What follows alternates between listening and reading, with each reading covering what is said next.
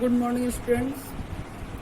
आज का जो आसन है उसका नाम थोड़ा सा डिफिकल्ट होगा आप लोगों के लिए। उसका नाम है, हम उसको 4 पार्ट में डिवाइड कर लेते हैं तो बोलने में और याद करने में आसानी होगी। 4 पार्ट में डिवाइड करते हैं। पहला होगा अधो। अधो। सेकंड इज मुख। अधो मुख। थर्ड इज स्वान। अधो मुख स्वान। फोर्थ वन इज आसन। तो क्या है ये? अधो मुख स्वान आसन। अधो मुख स्वान आसन। ठीक है। इसको अगर इंग्लिश में बोलना चाहें तो डाउन डॉग पोज बोलते हैं इसको। डाउन डॉग पोज एक इंग्लिश वर्जन अगर बोलना चाहें तो बोल सकते हैं, लेकिन अगर आसन का नाम सही से बोलना है और जानना है तो इसका नाम होगा अधो मुख स्वान आसन। ठीक है। स्वान मीन्स होता है डॉग। क्यों इस आसन में ऐसा लिखा गया है, क्यों बोला गया है, वो बताया जाएगा। जब आसन करेंगे देखेंगे उसका पोजीशन तो समझ में आ जाएगा कि इस आसन का नाम ऐसा क्यों है। ठीक है। अधोमुख होता है नीचे। अधो मीन्स होता है नीचे, मुख मतलब मुंह, स्वान मतलब डॉग और आसन मीन्स आसन। तो मुख को नीचे देखना है डॉग की तरह। डॉग ऐसे जैसे ऐसे पूरा अंगड़ाई लेते तो पूरा होता है, वही पोजीशन है, इसलिए इसको अधोमुख स्वान आसन का नाम दिया गया है। ठीक है। इसको करने से फायदे क्या क्या है वो जान लेते हैं हम लोग पहले। तो सबसे पहला फायदा तो ये हमारे बॉडी में फ्लेक्सिबिलिटी लाता है। सबसे ज़्यादा रीढ़ की हड्डी यानी बैक बोन को फ्लेक्सिबल करता है हमारे। सेकेंडली ये हमारे अपर बॉडी, शोल्डर, हैंड, नेक, फिर पूरा बैक, इसमें वो एक स्ट्रेस पैदा करता है। स्ट्रेस पैदा करता है, खिंचाव जिसको बोलते हैं, और स्ट्रॉन्ग बनाता है उसको, अपर बॉडी को स्ट्रॉन्ग बनाता है। फिर ये हमारे पैरों और मसल्स को भी स्ट्रॉन्ग करता है। हमारे हाथों के मसल्स को भी स्ट्रॉन्ग करेगा और हमारे पैरों के मसल्स को भी स्ट्रॉन्ग करता है। उसमें सही मात्रा में खिंचाव पैदा करता है, लचीलापन लाता है, पावर देता है, ताकत देता है ये आसन। क्योंकि इस आसन में हमारा पूरा बॉडी वेट हमारे हाथों पर होता है, ज़्यादातर हाथों पे होता है और कुछ हमारे पैर पे होता है, तो ये स्ट्रॉन्ग करता है। और ये आसन का फ़ायदा है, ये हमारे डाइजेशन सिस्टम को काफ़ी अच्छा करता है। ये खाना डाइजेस्ट करने में काफ़ी हेल्प करता है। तो खाना अगर डाइजेस्ट हमारा अच्छे से होगा तो हमारा इम्यूनिटी सिस्टम ऑलरेडी अच्छा हो जाएगा। ठीक है। फोर्थ वन इज, इसमें आपको ये हमारे बॉडी के ब्लड सर्कुलेशन को अच्छा करता है। बॉडी का ब्लड सर्कुलेशन अच्छा होता है तो ये प्रॉपर जितना हमारे मस्तिष्क को, हमारे ब्रेन को ब्लड मिलना चाहिए, ये आसन उतनी मात्रा में हमारे मस्तिष्क तक, हमारे ब्रेन तक ब्लड पहुंचाता है ये आसन जो है। ठीक है। तो ये इसलिए भी फायदेमंद है।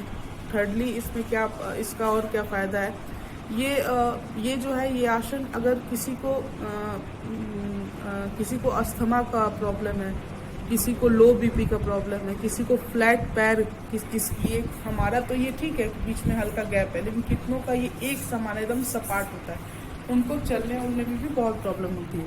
तो वो उनके लिए भी ये आसन बहुत फ़ायदेमंद है। जिसको साइनस को प्रॉब्लम है उसके लिए आसन बहुत फ़ायदेमंद है।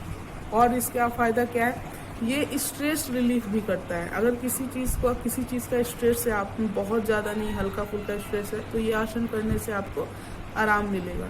ये जब माइंड हमारा अच्छे से काम करेगा तो हमारा फोकस लेवल अच्छा होता है, हमारा ध्यान अच्छा होता है, हमारा दिमाग थोड़ा जल्दी काम करता है, अच्छे से काम करता है। तो ये उसका एक फ़ायदा है। ठीक है। ये आसन करने से इतने सारे फ़ायदे हैं। और ये हमारे अपर बॉडी को शेप में भी लाता है। स्ट्रॉन्ग तो बनाता है, ये बॉडी को शेप में भी लाता है। अपर बॉडी यानी हाथ, मसल, शोल्डर, ये सब, चेस्ट, ये एक शेप में भी देता है। ये आसन के इतने फायदे हैं। आप लोग बच्चे हो, आप लोग का मसल्स स्ट्रॉन्ग होगा, हाथ स्ट्रॉन्ग होगा, खिंचाव होगा, फ्लेक्सिबल होगा, तो आप लोग को ही बहुत ज़्यादा फायदा है। दूसरा, आपका डाइजेशन सिस्टम अगर अच्छा होगा तो वो भी बहुत फायदेमंद होता है। ठीक है। अब ये किसको नहीं करना चाहिए, तो जिसको भी हाई बीपी की प्रॉब्लम है, लो बीपी वाले ये कर सकते हैं, लेकिन जिसको भी हाई बीपी की प्रॉब्लम है वो ये आसन को अवॉइड करे करना। अगर करना है तो अपने डॉक्टर से पहले पूछ ले, उसके बाद ही करेंगे। ठीक है। जिसको भी आँखों की रोशनी जिसकी कम है, मतलब चाहे कम है या धीरे धीरे कम हो रही है, आँखों में प्रॉब्लम है किसी तरह का, तो वो भी इस आसन को अवॉइड करेंगे करने से, वो भी इस आसन को नहीं करेंगे। ठीक है। थर्डली, जिसको भी डायरिया है, दस्त है, वो भी इस आसन को नहीं करेंगे। और लास्ट वन, कंधे में, हाथ में या पैर में चोट है किसी तरह का, या सर्जरी हुई है किसी तरह की, तो वो भी इस आसन को अवॉइड करेंगे, वो भी इस आसन को नहीं करेंगे।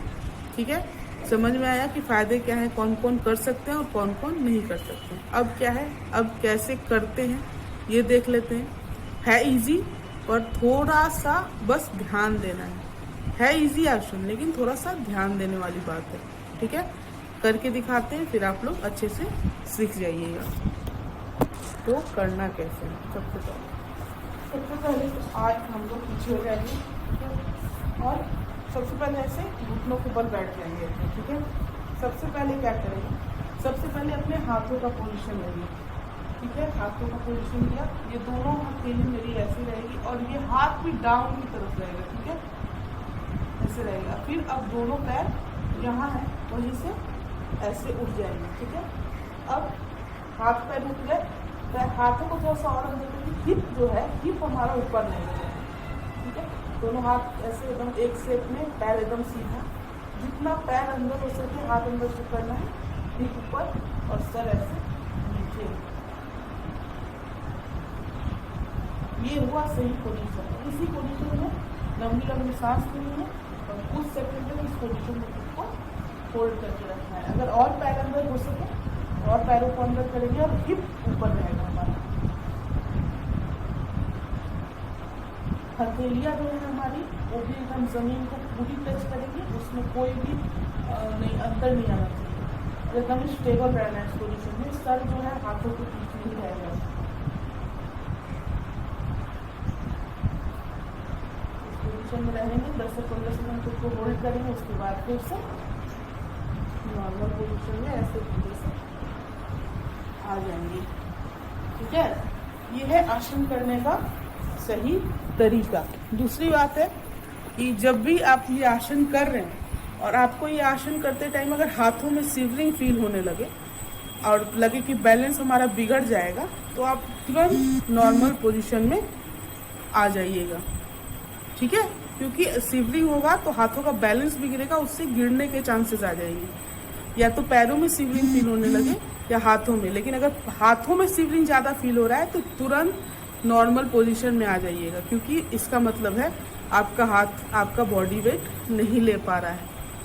तो शिवरिंग फील होने लगे, कांपने लगे, तो तुरंत ही नॉर्मल पोजीशन में आ जाइए। उसके बाद फिर स्टार्ट करिए स्टार्टिंग से। ठीक है। जैसे जैसे करिएगा वो पावर आते जाएगा, फिर ये आसन हो जाएगा। तो आई होप सबको समझ में आया आसन कैसे करना है। तो प्लीज़ ट्राई कीजिए और कीजिए, इसके बहुत सारे फ़ायदे, ये आपको बहुत प्रॉफिट देगा। Thank you.